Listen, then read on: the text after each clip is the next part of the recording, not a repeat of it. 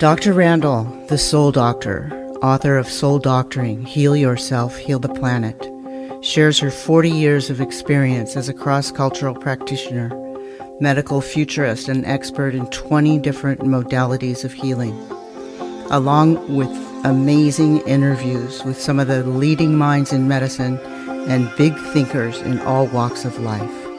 The stories of our lives are the woven energies of our soul's paths. They feed and ignite the spiritual light that nourishes the universal soul, the one mind, the cosmic consciousness where we all come together. This podcast is going to be a deep dive into the personal stories of people who have made significant contributions to the planet. What formed them? What moved them to become these leaders and innovators that inspire us so? Hi, Brian. Hello, Dr. Randall. How are you? Good. How are you today? I'm excellent. Thank you very much. Awesome. Well, I'm so happy to have you. This is Soul Stories podcast, and we have Brian Ahern, and he is someone I would say is part and parcel to raising consciousness of other individuals, partly through his book and partly just who he is. And so that's why we're having him on this show, because on this show, it's really about, a person that's done deeds to raise others' consciousness. And he starts out the whole book with his own consciousness being raised. So we're going to hear about that. He was born and raised in San Francisco and then sort of reached his coming of age in the 60s. Is that right? That's right. Yeah. It's a phrase that I use more than a point in time, as just when I set out on my own and left my family, and as everybody does. And for me, it was in my early 20s, and I wanted to be an artist, and I left home and moved to North Beach in San Francisco. And I guess what really moved you, or at least how you started this out, and it's in your book, is you had a very transforming dream. I did. I was a student at the time of Carl Jung, and Man and His Symbols was one of my favorite books. And the idea of transcendence and of there being a greater world beyond time and space kind of excited me. And I did. I had a dream and met the people in the dream. So how does that strike you, or what does that mean to you, when the idea of transcendence? That being human is divine. I guess what I would really say is that there's more to life than the three dimensions that we're so familiar with, and that we learn in school, and numbers and letters and this whole world of cause and effect. And it's not to say it doesn't exist. It's very real. It does exist. Right. But that there's more. You mean what we can see, feel, touch, right, hear? Yeah. The five physical senses, and as opposed to other senses outside of that? Yes, and what I came to learn over time was the endocrine system, and the endocrine system, the glands like the pituitary and the pineal gland are very well known. And so sensing reality through the pineal gland is a higher frequency than we might pick up with light or sound. All of our physical senses are various frequencies. And so this higher frequency was where I wanted to go. I was living in a time when the Vietnam War and racism and things were pretty wild in the 60s. And I thought there's got to be a better way. And that's how I came to understand the third eye, or which is also known as the pineal gland. So that was an awakening for me. Yeah. Oh, definitely. So you worked with other people that worked with the energy of the third eye, which is yes, actually inner sight, I guess we call that. Which sight? Excuse me. Inner. Yeah, inner vision, absolutely. And I worked with, it wasn't so much one person. It was just there was this awareness that through psychedelics was part of it. It opened up the world to new possibilities. And I didn't know how to access that. And of course, there was a lot of restraint that, it was crazy and so forth. to even think like this. But when I looked at Carl Jung and man and his symbols and mythology, I thought, there's something more than what I'm reading in the newspaper and seeing on TV, as we Right. all know today. Yeah. Yeah.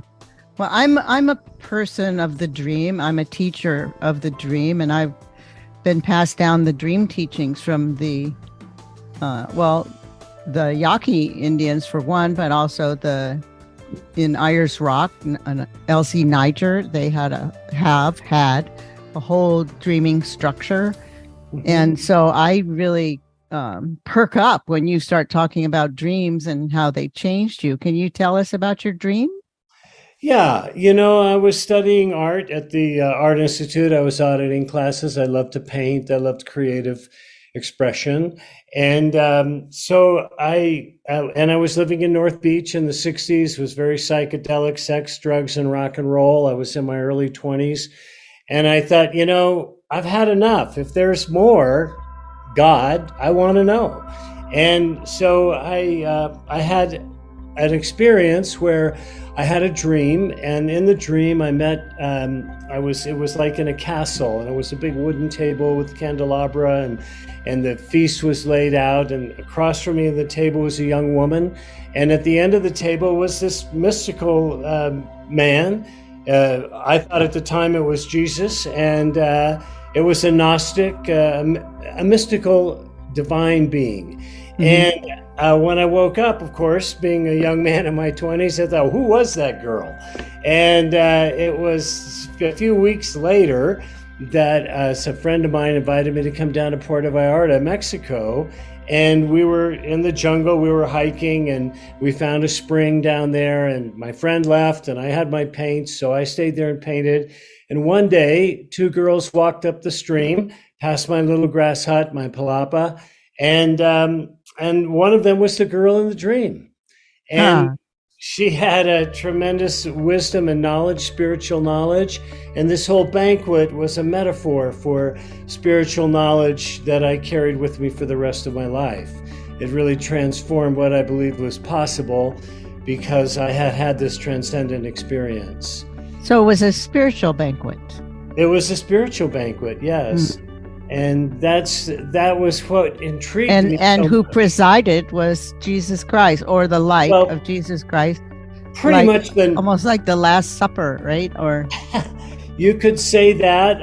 It was more the Gnostic, the Roman Jesus of the Roman Church, which came into being about 300 years after the crucifixion of Jesus, is a very political religious figure. And prior to that, the Essenes and the Gnostics, there was writings called the Nag Hammadi scrolls that were written by the people that were with Jesus at the time. And this was a different mystical Christ. And it was not as political as the Roman Jesus. Now, I'm not a scholar. I'm just someone who had an experience. And in this experience, it woke me up to new possibilities. So I distinguish between the Jesus Christ of the church as opposed to the Essene or Gnostic, mystical, divine human that we all have within us. Beautiful. And so it changed you. How did it change you? Well, first of all, I had this amazing experience and met this woman, Valerie, and she had all these books. She had the autobiography of a yogi. She had the Urantia book. She had the Aquarian Gospel of Jesus the Christ of the Piscean Age, Patanjali, complete illustrated book of yoga, this feast of knowledge, of spiritual wisdom. And she was so intriguing in the fact that I had met her in a dream, and then she gave me all this information. I was totally taken. And what happened was I actually we were in south of Vallarta in Mismaloya, and the federales in that area didn't want hippies. And so I got arrested. It's stories in the book, but I got arrested, and then thrown out of jail 3 days later, and ended up riding freight trains north out of Mexico to the United States and back to San Francisco. And all this packaged into 2 or 3 weeks of my life was like totally amazing. So when I got back to San Francisco, of course, there were a lot of people that were kindred spirits. There were Sufis, there were people that were studying meditation and yoga. And I spent time with them and then returned to Puerto Vallarta. And like many on a journey, I had a fall. I went on an ego trip. And on the ego trip, I left Vallarta and I left Valerie. I was going to Mendocino to write a book because I thought I had this great story to write a book. This was 50 years ago. And in the process of doing that, I realized that something far greater than my little ego trip of writing a book had happened to me. And I head out on the road and ended up at a yoga ashram in Santa Fe, New Mexico, where I met some other kindred spirits and a man with whom I'd had a dream previous, which totally blew my mind. And he became my dear brother and teacher. And my life just went from me wanting to be a lawyer, going to law school, to realizing that I was a creative creature and that I had many, many, many possible outcomes, possibilities in my life. And I ended up teaching yoga in Santa Fe, and then again in Denver. I started a yoga school and vegetarian restaurants, 2 vegetarian restaurants. And it was a wonderful time to be alive in the early 70s, and that these were experiences that were happening to many people. There was sort of a mystical blessing for our generation, if you will, and as you well know from your own personal experience. So I had no intention to write the book at that time, but I did. I went on to France. I lived with the Sufis in France, and I had different experiences throughout my life where I was constantly aware of synchronicity and serendipity, things just happening seemingly without any cause, but just right place at the right time. And like I say, this was something that happened to a lot of different people. But what happened to me was I wrote my notes in 1976, and it wasn't until 2008, after some other things that happened in my life, I had some medical issues where I realized that my divine nature, that I was responsible for everything that happened to me. And that became an awareness, and I wanted to write the book. And so this is actually, this book took place between 1969 and 74, but I wrote it in 2008. And the title of the book? The Adventures of Cosmos Lovejoy, EXP. And you had that right away, or that came later? No, that actually came after I met Valerie at the spring in the jungle in Vallarta, Miss Maloya. And after I met her, I was so overwhelmed. I mean, I just thought, oh my God, I've had this dream. I met this person. She's enriched me with all this knowledge and this feast of information. Who am I? And the message I got was Cosmos Lovejoy, EXP. And it actually came across my mind like a crawl on a TV when you see the news and it tells you what's going on the bottom. And it was spelled KOZMOS, and then Lovejoy, LOVEJOY, EXP.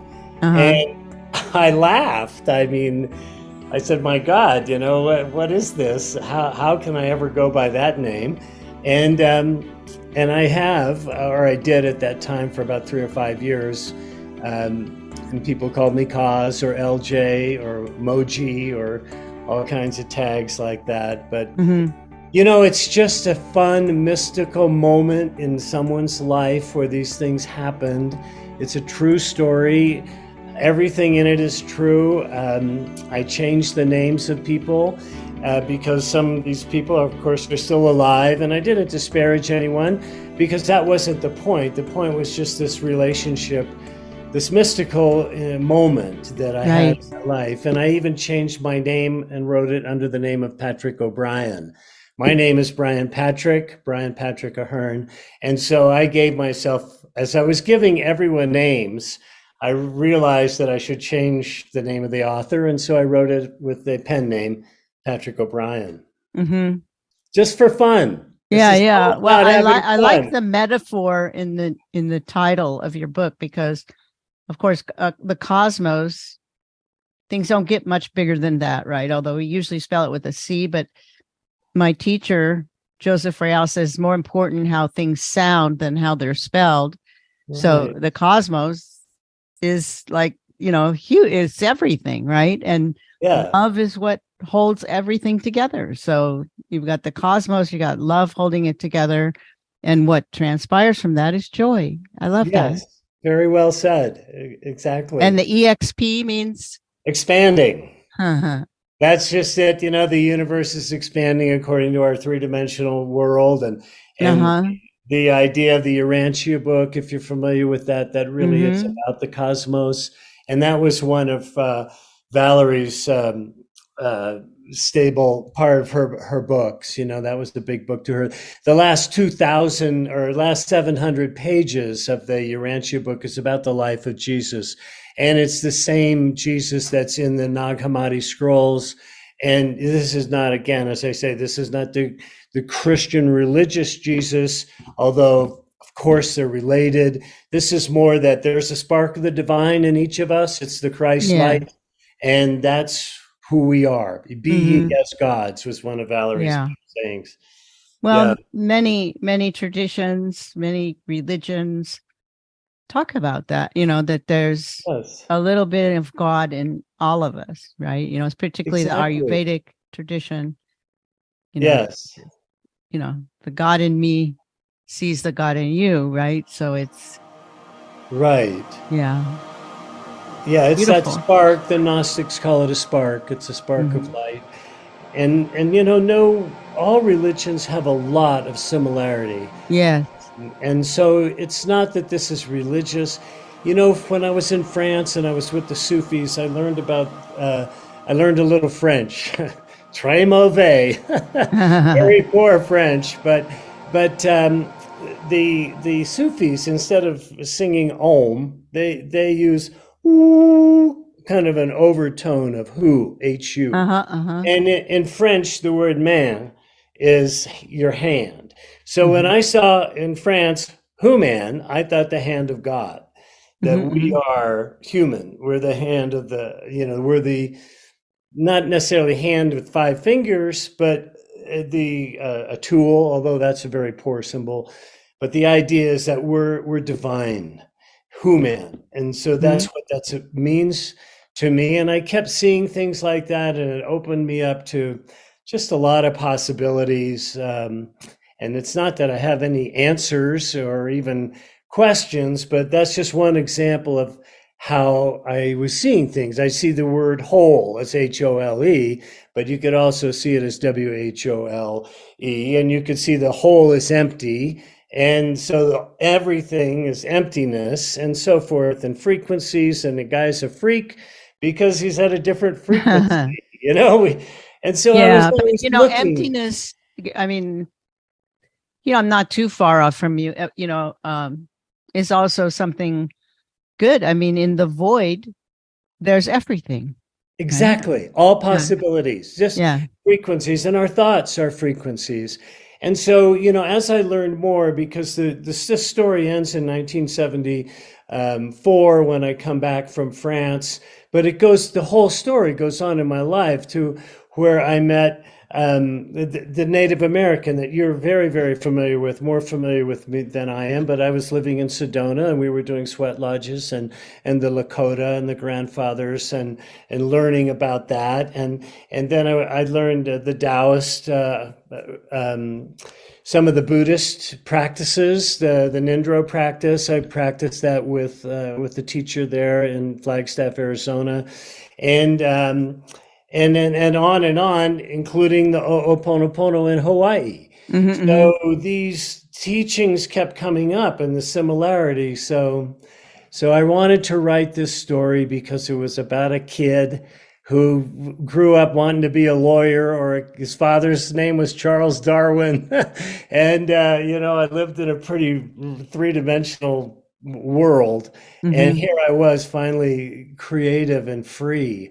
And I Mm. started hitchhiking when I was 9. That's part of the beginning of the book. And Mm-hmm. so I just have always wanted to be free thinking. And it's just a blessing for all of us in this generation to have the option. And I had that option and I took it.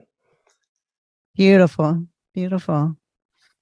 Yeah. I mean, it's life is so beautiful that way, how there are these synchronicities or samenesses. I mean, I've seen this, studied this too throughout my life. I'm trained in 20 different disciplines of medicine, actually, Yes.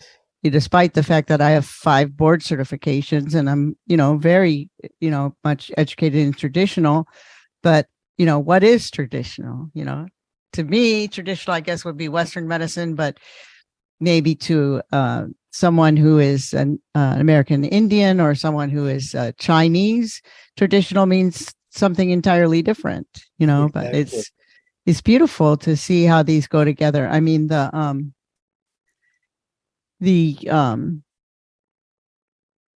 the differences are, I guess, less than the samenesses is the way I see it.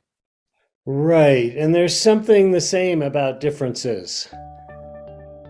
Right. It's almost like the mirror image of differences and similarity. And that's another word. The letter M is the middle of the alphabet, okay? And it's a mirror. If you draw a line down the center, it's equal on the left and on the right. And Uh-huh. and those kind of things that are clues to the singularity that, Mm-hmm. we there is this oneness.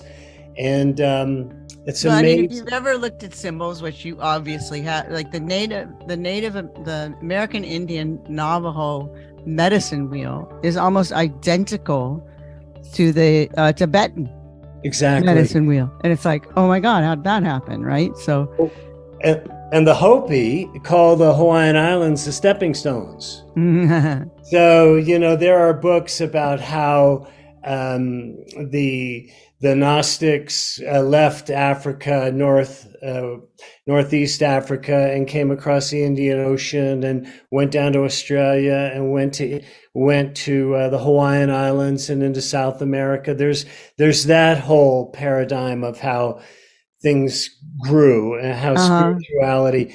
And yes, the tantras of the Navajo and the Taoist, not the Taoist, but the Buddhist. Um, all these things. We live in one big world, and we think, well, we're in this world today, and it's very special. There's never been anything like it. But honestly, the world is much, much bigger than our paradigm of Western civilization, as Right. we Right. obviously know now, but we didn't in the 50s and the 40s. Right. It wasn't so well known. Right. Now, something else transformed you, Cosmos. I mean, clearly these experiences transformed you, but other things can transform you. Some people say they had illnesses or cancers and it was the best thing that ever happened to them. You had an experience like that, didn't you? I did. Yeah, I did. I was diagnosed with colorectal cancer in 2010. And I was shocked, surprised, as anyone would be, I think. And what happened to me was I recognized that I had a disorder in my bowels. I went to a doctor and I was told that I had the colorectal cancer and that I needed to have surgery and also chemotherapy and radiation. And I went back to myself, as I said earlier, that I'm responsible for what happened to me. And I thought, how is my thinking? How have I created this? And so I declined chemo and radiation. I thought this is a spiritual test for me. Mm-hmm. And I wasn't confident enough. It seemed to make sense to me to have a surgery, but I didn't want to do the chemo and radiation. And so I had the surgery that was recommended was really dramatic, as you know better than I, but they wanted to open up my whole abdomen and reach in and take this part of my colorectal area out. Uh-huh. I just didn't want to do that, and I discovered that I could do what's called a laparoscopic surgery, which is minimally invasive, and so I did that. And they said they didn't get all of the polyps, and there was one they couldn't get out for some reason, and that I needed to be aware that I should have chemo and radiation because it could metastasize. And in fact, I declined the chemo radiation, and I did have a second surgery, metastasize on my liver. And so at this point, I realized that was stage 4 metastasized colorectal cancer, very, very, very serious. But still, I thought, I need to get in touch with this. So I went to the beach, and actually I went to Hawaii. I went to the island of Kauai and opened a juice bar there. And I had a cancer coach and a retired Air Force surgeon who told me, said, forget the cancer. We don't know what causes it. We don't know how to treat it, and we can't cure it. Now, whether or not that's absolutely correct or not is a matter of opinion, but that's what he told me. That's what I believed. And so I said, so he said, you need to become the healthiest cancer patient on the planet. I said, okay, how do I do that? He said, you need to get your glutathione levels up. I said, okay, give me some. And at that time, you couldn't take it because the hydrochloric acid would destroy it before it could get into your intestine, apparently. Yeah, I don't think they had the IV drips then. Right. Now, today, it's a little bit different, but at that time, it was not available. So, but there are a lot of herbs. There were a lot of herbs that we could boost your own endogenous glutathione levels. Right. And that's the number one detoxification molecule in your body, and also the number one thing that feeds your mitochondria. And exactly. And so he had told me about getting my glutathione levels up, and a friend I had told that. My friend found a study that showed that some of the herbs that you're talking about could raise glutathione, in this case, by 300%. So yeah, this was turmeric and ashwagandha, bacopa, green tea, milk thistle, things like that. The milk thistle mainly, because I believe, and you know better than I, that the glutathione is created in the liver, and milk thistle is a liver cleanse or detox.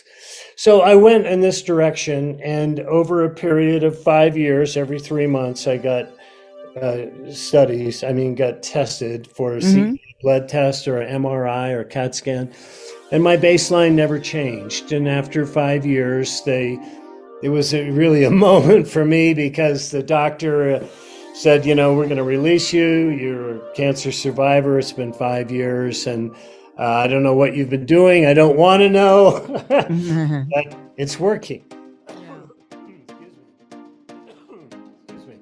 So I went ahead and I was leaving the room that we were in, and the PA was there, and she was looking at my study, at my file, and she said, Brian, you're the healthiest cancer patient we've ever released, which is exactly what my coach had said, which to me, again, was like serendipity, confirmation. And and that was 12 years ago, I was diagnosed, and I've been cancer-free now for that whole period of time, and I continue to eat the herbs.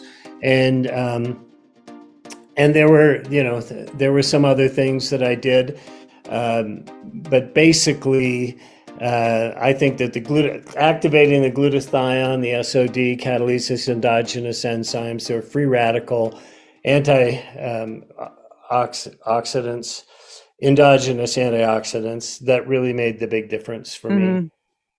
Well, also I'm a gastroenterologist, but I'm an unusual gastroenterologist. Like I said, I'm disciplined in 20 different modalities, but it seems to me, and I could be wrong, but it's like your spiritual journey was what cured you, almost more than the glutathione or the herbs or the this or that. Not, that's all very helpful, But if you're not going to have that positive attitude and, the spiritual part of it to transform you, that's where the ticket really is. Well, what was so important was that this dream and this spiritual experience that I had as a young man really came back to me in full color. It was like, okay, this is the real deal. Mm-hmm. You believe that you're divine, that you're infinite or immortal, or whatever you want to call it. And, you need to take responsibility for your environment because and thinking and emotions are part of the environment. Mm-hmm. And I realized that I had been negative. I had been kind of falling off into a more negative state of being prior to getting the colorectal diagnosis. So yes, I think that that's like a doctor putting her hand on your shoulder. It's like, wow, that's love. You're so right. I was taught by my first American Indian teachers that's shamanism 101. Uh-huh. You walk up to they don't call them, your client, your patient, whatever, and you connect with them energetic. You put your hand on their shoulder, you look in their eyes, Mm-hmm. and it's totally different than what we'll see in Western medicine often. There's that connection, Yes. is what makes it happen. Yes, and I always like to just mention that although I declined the allopathic approach of chemo and radiation, um,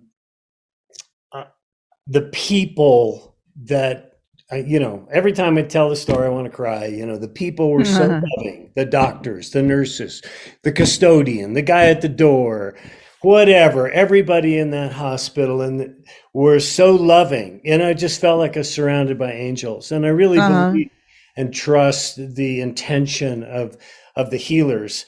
And I want to mention just one other thing that was part of my healing. And that's actually a chapter in my book. I just published a book, Soul Doctoring, Heal Yourself, Heal the Planet. And trust. Trusting yourself, trusting your body, trusting your process, trusting your practitioner. That's everything. Yes, really absolutely. Everything. And love. Trust is love. Mm-hmm. Just like trust leads love generates joy. And in the American Indian medicine wheel, it's trust, love, and growth. First, you have to trust. Yes. Then you can move into love, and then you can grow or evolve or change or transform, whatever you want to call it. But wow, that's a deep breath. That's the direction of the South. So yes. I did want to mention something, if I may, that regarding the chemotherapy is when I declined chemotherapy, I thought, what is it? And I didn't have any idea. And then I learned about the platinum group metals are used in chemotherapy. Yeah.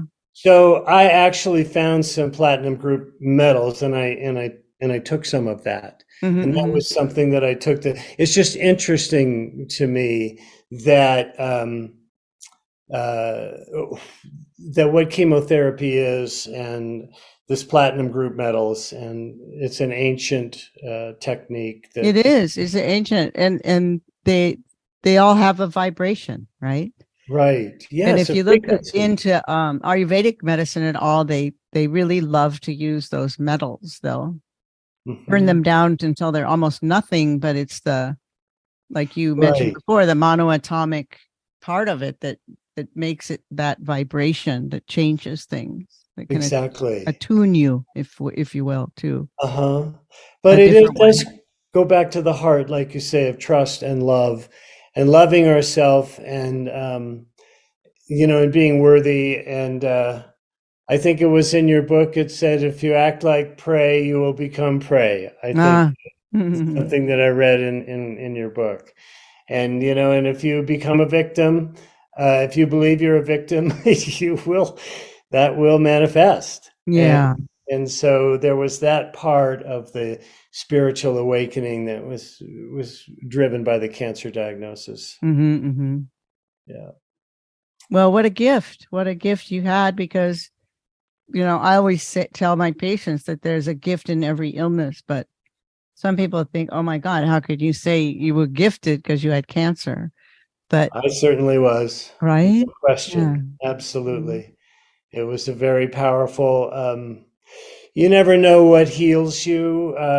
Somebody said, well, like you were saying, was the herbs or this, and I thought, how do you know it's not my children's prayers? How do you know Uh-huh. what it is that Yeah. But something is happening, and we're just divine creatures, and I've been blessed many ways, and very grateful for it. I'm more than grateful to have been able to write the story for fun. Mm-hmm.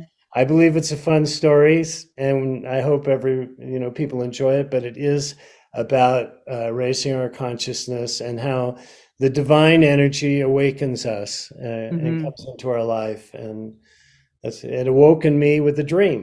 Yes. Yeah. So you help other people. Is that Well, right? yes, for many years, more than you know. I taught yoga for years. Mm-hmm. I learned Kundalini yoga, and I was a yoga teacher. And I set up a yoga school where we supported ourselves with organic vegetarian restaurants. And I was much more active, quote, front of the room, kind of teaching. But Mm-hmm. now it's more personal and it's in the moment.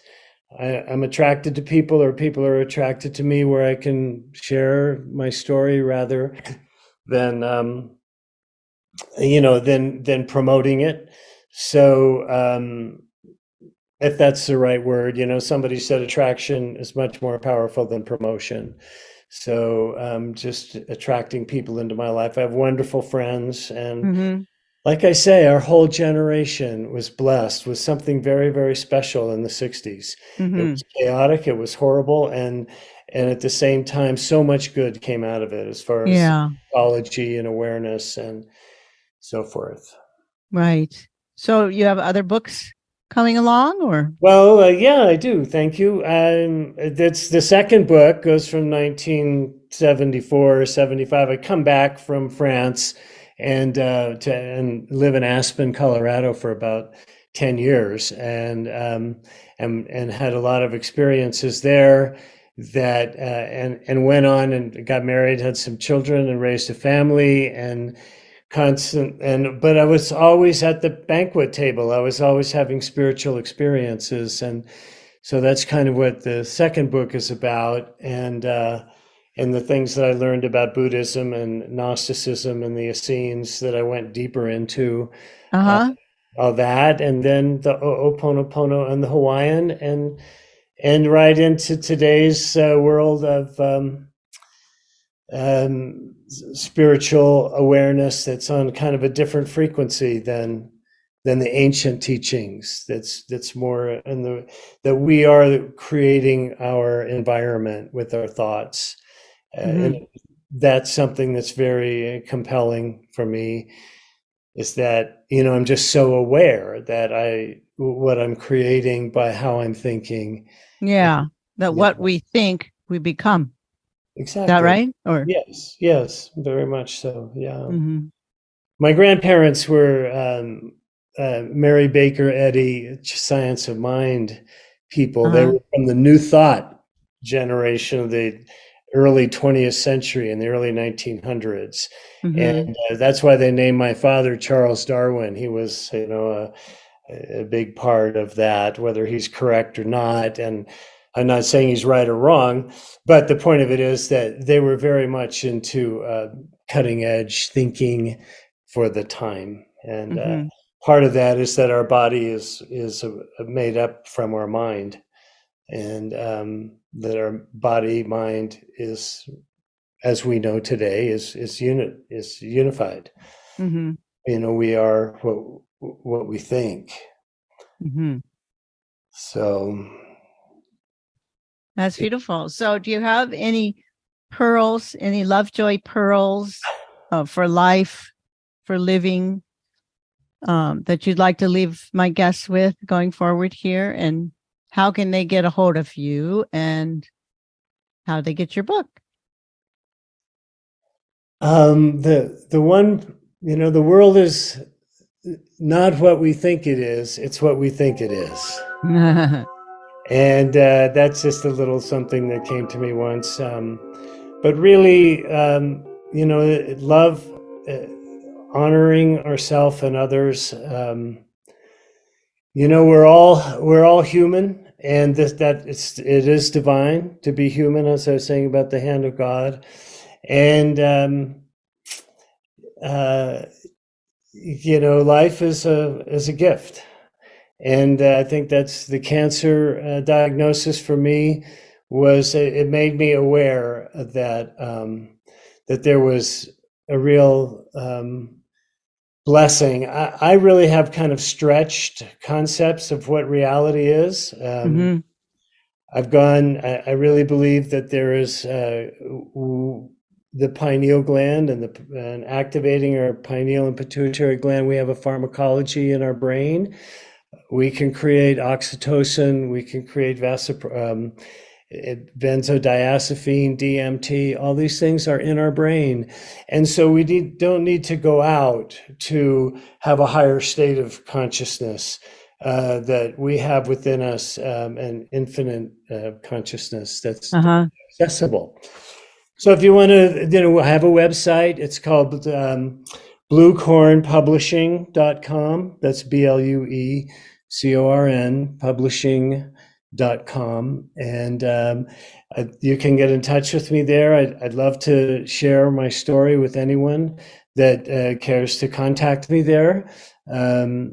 And that's and I also have the book. Of course, it's an ebook, and it's also an audiobook. I recorded the book as an audiobook. Some people prefer that, and so that's available on bluecornpublishing.com as well. Okay, so that's the only place they can find it? They can find Amazon it. No, Barnes and Noble, Amazon, everywhere. Everywhere. Everywhere. Yes, but okay. Well, thank you so much, Brian. I really enjoyed talking with you, and I know my guests did too, and we'll stay in touch. All right, Dr. Randall. Thank you very, very much for having me on your podcast and allowing me to tell my story. And well, thank you for sharing. It's a very powerful story, and I'm sure it'll be carried on, not just through the podcast, but just by the nature of the energy that you share. Thank you. Thank you very much. Okay. Bye-bye. Bye now. All right.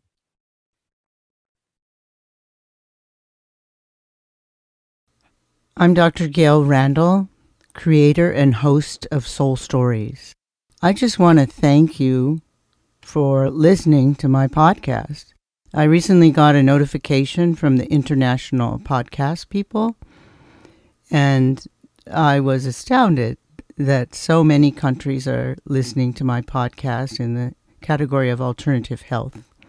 So thank you, and please continue to listen.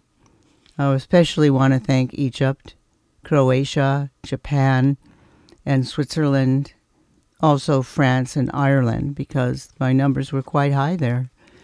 So keep up the good work and check out my Instagram at Dr. Gail Randall, and particularly check out my Instagram TV, where you can hear me talking about alternative medicine subjects and also see me. It's a very good show, and I think you'll like the subjects. It's on 6 p.m. Pacific Standard Time every Friday, but it's recorded there, so you can find it there anytime you look. Okay, thanks again. I love you guys. This is Dr. Gail Randall from Soul Stories, and author of Soul Doctoring, Heal Yourself, Heal the Planet.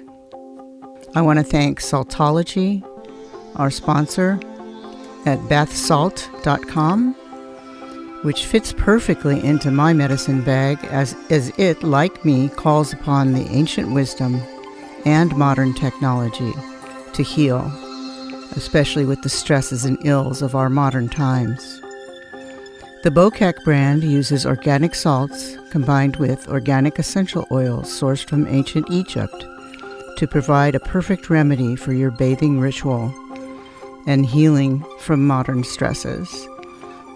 The Relief RX brand is a unique one-of-a-kind healing salt that uses organic CBD, treated with a unique emulsification process to create nanoparticles which easily enter the skin to most effectively heal and relieve aching muscles and joints. Whether from chronic inflammation or just a rough workout, this is the perfect healing bath, especially when you add the organic essential oils of neroli, lavender, eucalyptus, or grapefruit. Your body, mind, and soul will be lifted and soothed like never before. Go now to bathsalt.com. I also want to give special thanks to Larry Antonino and Agora Borealis Recording Studio for music and score, and also to closetotheearth.com for IT and computer assistance.